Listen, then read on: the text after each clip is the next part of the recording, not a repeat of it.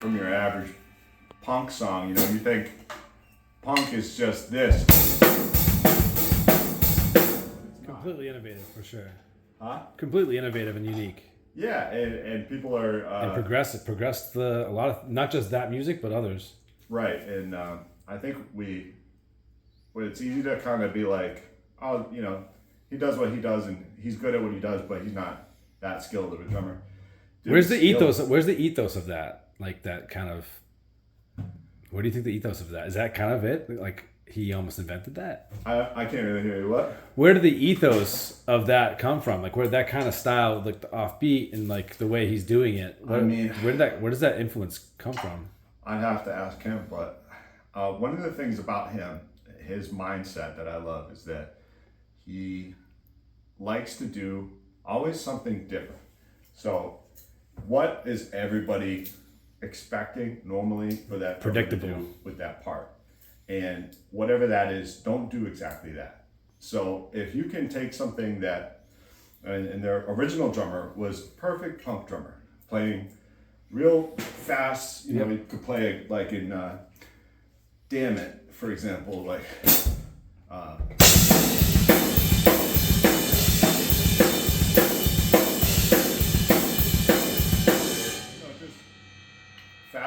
fast drumming, you know.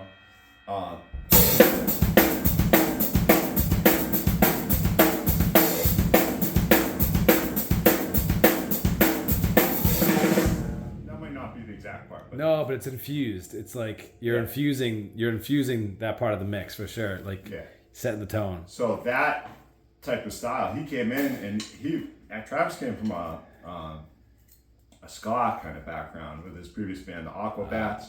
And so he was used to incorporating other elements. That whole thing, reggae with timbales and stuff. But then with the punk drumming mixed in, that's ska, right?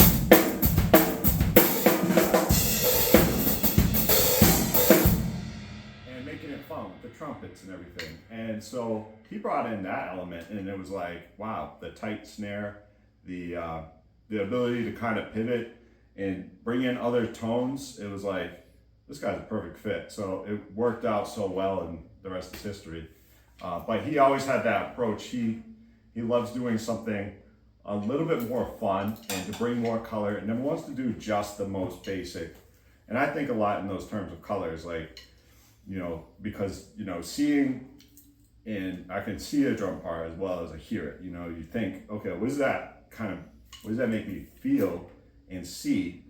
And then you can kind of reverse engineer. So if I'm playing with somebody and I'm like, this is making me kind of see a picture of, you know, like, if to bring it back to Travis, because that's on my top of mind, say, What's My Age Again by Blink-182. It's like, what's my age again? What's my age again?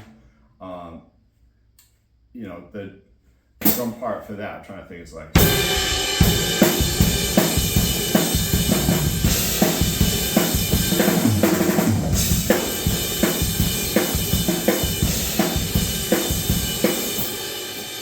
it's very like just boom, pop, boom, boom, pop, boom, boom, pop, boom, boom, pop, boom, boom, pop, boom, boom, pop, boom, boom, but then he's got cool fills. He didn't have to do that, but it just adds so much, you know. And then I'm trying to think the verse, like, he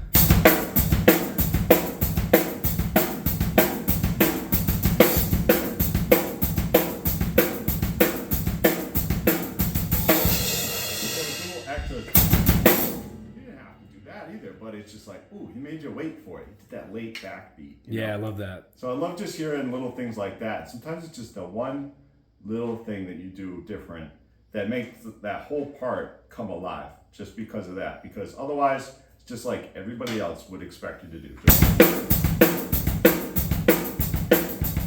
what that can do, if you don't do anything different, you start to fall into that category of like, oh, they're just trying to be like that style. Like, they're not bringing anything new to the table. They're not that original.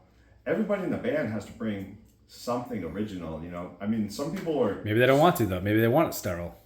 Sometimes, or you have it like a virtuoso in the band that everybody is built around, and the other guys just kind of keep it cool. And it's like, as long as that guy can cook, the rest of the guys just keep it simmering. You know, Stevie Ray Vaughan. You know what I mean? Like, they're all super talented, right? But Stevie Ray Vaughan was just the star. He was the show. I was thinking about this as you're doing this. I'm like, this drumming really is the architecture of a song. It's the architecture of creating that a vibe, a groove, a pocket, but it's really like, it's the structure and the glue.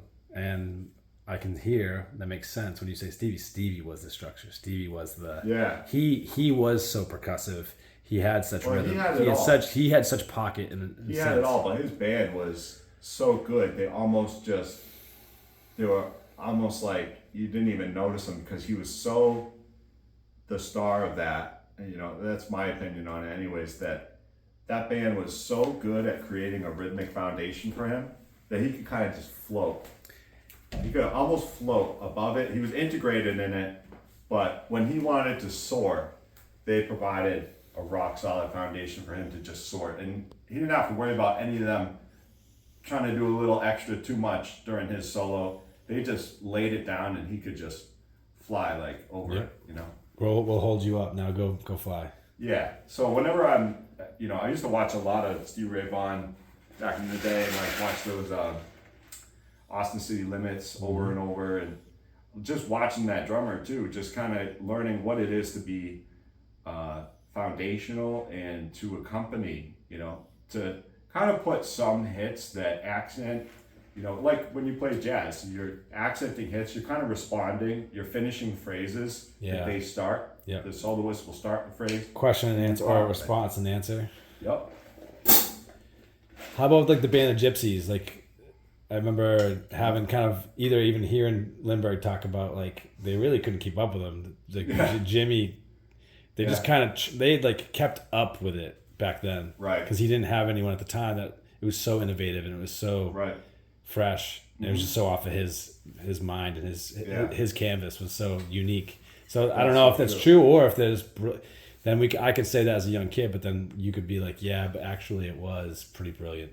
Yeah. At the same time, I don't know if you've analyzed Band of Gypsies or anything like that, but Eric Johnson was also a concert I went to, and I was like, man, this guy, he's good, but he does rise above. And it was almost like I didn't really love the Eric Johnson concert, to be honest. It was like it's like you're I know you're a good guy, but you just showed me how great you are at guitar, which is I think maybe that was just the show itself. Maybe I know that he's got a lot more in his arsenal and in his schema. Yeah. So it was just maybe that particular show. Right. Yeah, no, you see guys that will solo, and it's like more of a clinical sort of thing. It's like, look at I'm a great technician. Look at how well I know my stuff. And that's cool, but it's also like, it kind of comes back to what is music to you? Like what enjoyment, what do you get out of music, and where's your source of enjoyment within the music? That tells me a lot about, like, you know, what type of music you're going to seek out and what vantage point do you see it? Like Steve Jordan's not that. Yeah. Steve Jordan can do it all, but he sits back and creates the pocket and makes it gives it that structure. An example of that. Like he could just play, you know, you tune down the snare drum. I'll play a Steve Jordan track. Actually, it's not a track. It was a jam between him and the old keyboardist from Parliament Funkadelic. Worrell was his name.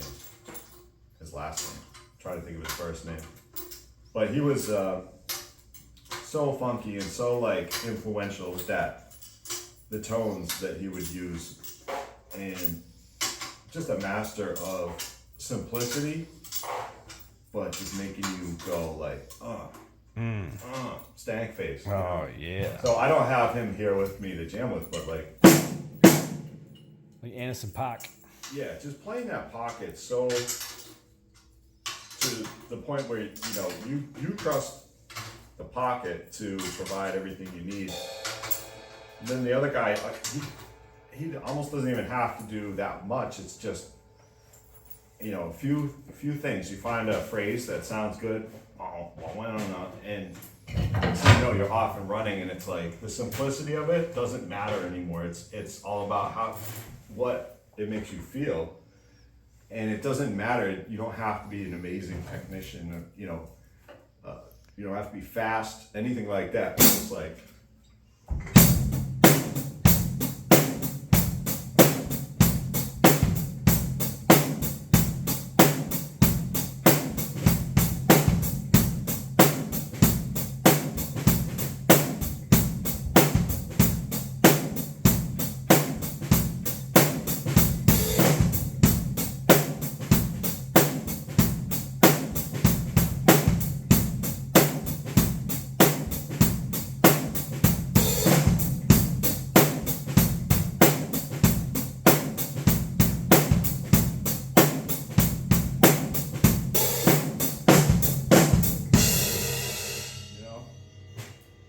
I don't know. There's like something just fun about playing simple too. Just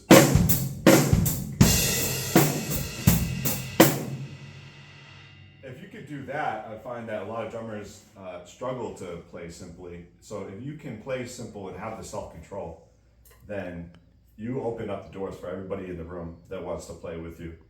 Because if you immediately come in and you're,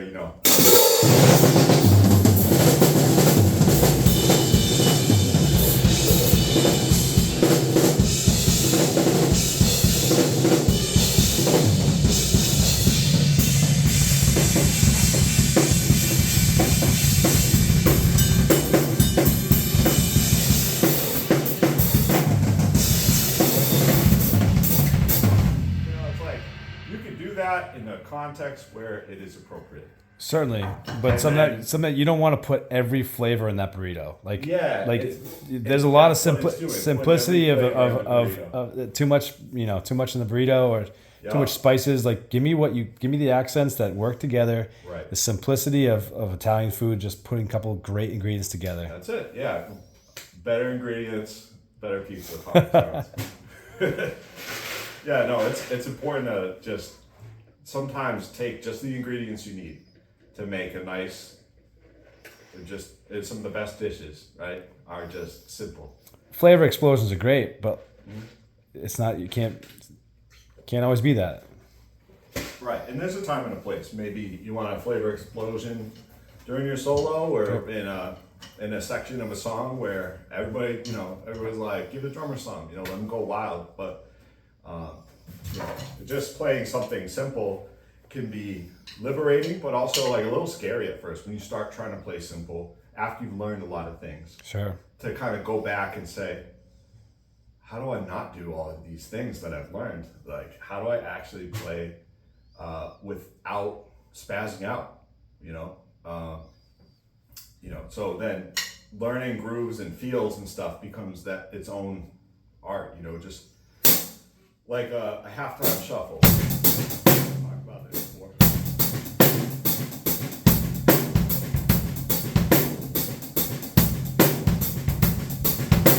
It's in this thing. Those little ghost notes on the snare.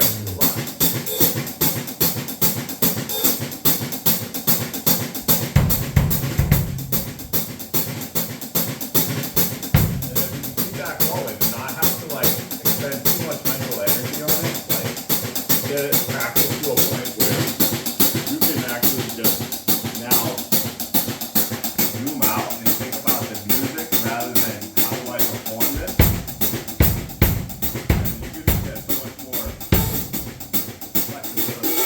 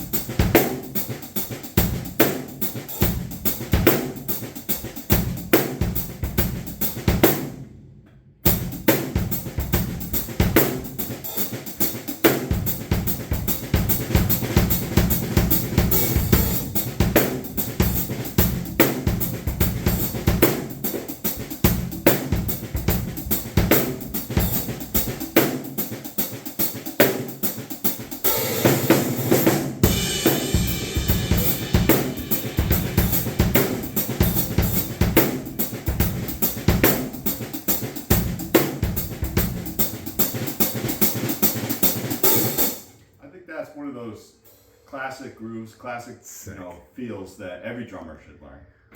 Well, it gives that breathing space. You get that breathing thing going. Yeah, and it gives the mix space to have everything else fit in. Yep, and some people complain that like nowadays drummers aren't learning that stuff because of the recording techniques involved. It kind of sterilizes the sound of it. Back in the day, like Bernard Purdie, that kind of put his name on that and it's called it the Purdie Shuffle. But he's definitely done it to a degree that other people are still trying to copy to this day. And he's so good at it. I met him and I, got to watch him explain how to do it in person. That's and cool. It was so inspiring to see that. And oh yeah. they used to record back in the day with just like either one mic or up to maybe 3 mics. Maybe. They weren't close miking everything, but maybe put a mic between the kick, snare, and hat. And what it did was it had a way of like getting that sound from everything. And when one hit would play, it would kind of create this air, and then filling in with that type of stuff in between. It just really had this recorded quality. It's very hard to mimic now when you're close miking everything. Oh, I bet. It sounds like, when you listen to old recordings of that, it's like you're in the room with them. Versus now, you put a mic on the hat, you put a mic here, you put a mic on that. You get the engineer that is quantizing and moving. Oh, you didn't play that perfectly on the triplet. Let me move that back to where the triplet should have been. Let me put that backbeat exactly on the grid, and you lose something when you do that. So, people talk about Ringo. There's a lot of love-hate with Ringo. Another guy that gets a lot of heat in the comment section. Mm-hmm. But people don't understand, even before comment sections, it was like back in the day when he was playing and he was saying, yeah, I'm just along for the ride. I mean, you got John Lennon, Paul McCartney. I mean, even if he wasn't good, he probably still would have been decently successful. But when you think about what he did, he could sit down with them and write a drum part that was the perfect fit for that vibe in 2 or 3 takes, and then say what you want about the Beatles. They were the king of harmony. Harmony, man. Yeah. They wrote the book on harmony. Yeah, and you have just sometimes just simple things that he did, but it made the song. It's just like that stuff, and the way he would apply it in the moment, it was perfect. And he says that he actually hits slightly behind the beat when he hits a snare drum. It's not on beat.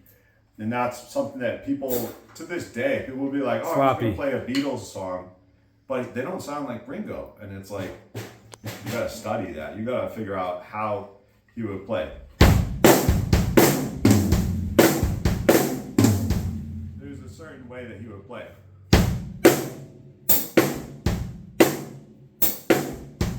So simple, but great, perfect for what it was. So characteristic of him.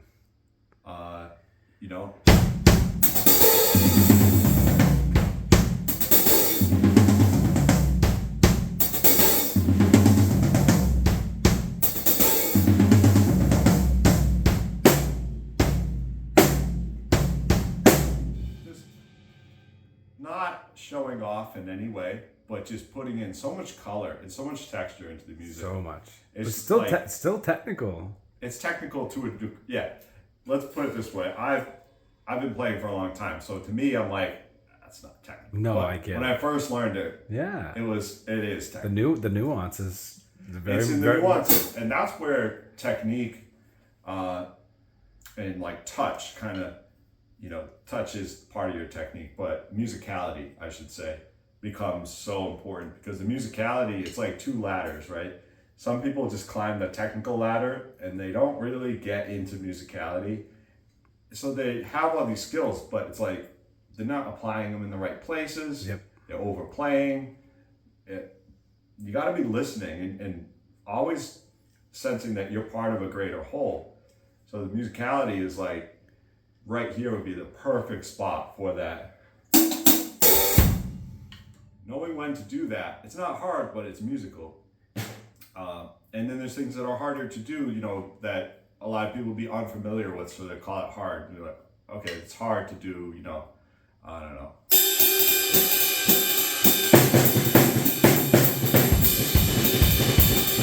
You know, swing stuff. Add a lot of snare hits and stuff over a basic jazz. Yeah, it's hard.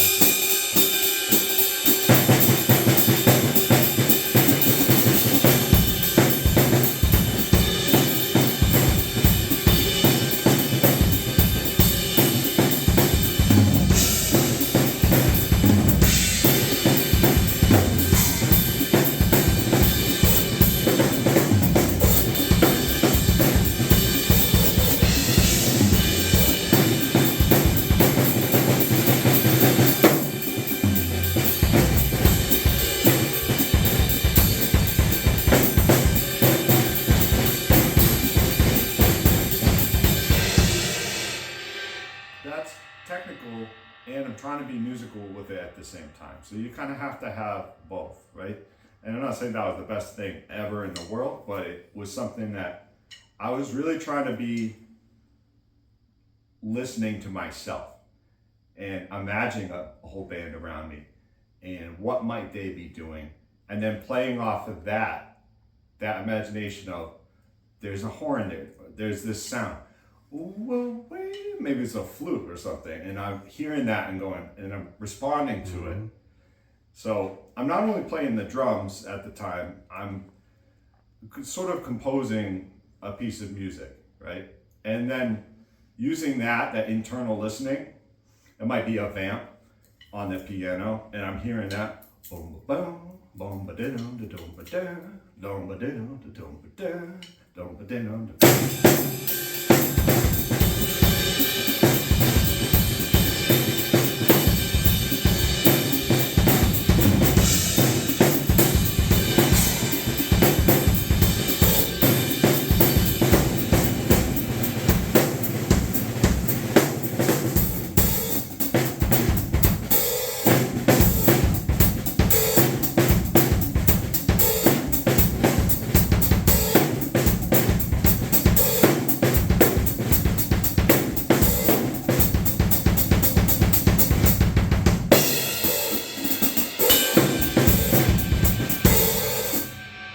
Amazing. So it seems like really the technical part you're talking about is the breadth and the depth. It becomes three-dimensional. So where you have all this technicality, I like that. Ways of cooking, and then you become a chef when you are able to feed off the rest of the energies of the parts of the band and where you sit in the mix. So you learn how to chop. You learn how to put the breadth. Put the food in the pan. You learn the order of how to add the ingredients and all that, and how to start the bass, right? And once you get the bass cooking, then you're able to go, okay, like I can do this, I can do this, I can do this.